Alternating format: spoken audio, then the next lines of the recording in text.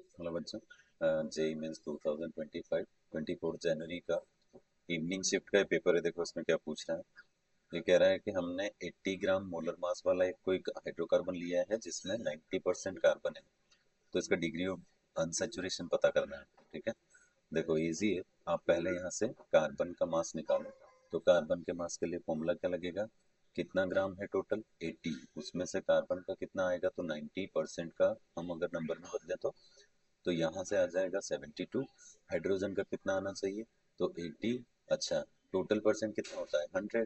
100 में से 90 अगर कार्बन का निकल गया तो बचा हुआ किसका है, हाइड्रोजन का, क्योंकि उसने लिखा हाइड्रोकार्बन।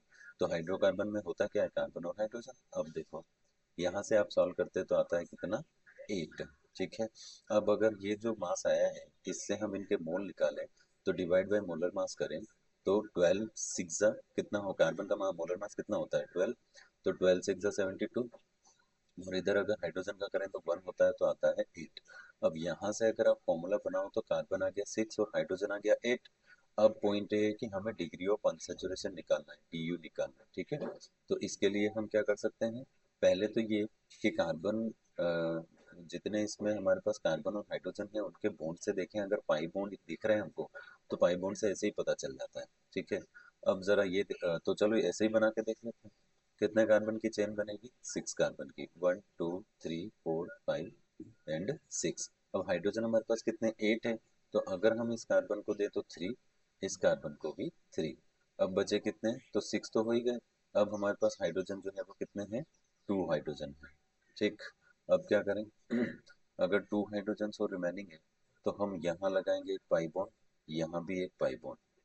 ठीक है, यहाँ एक पाई बॉन्ड और एक यहाँ भी लगा दो एक पाई बॉन्ड।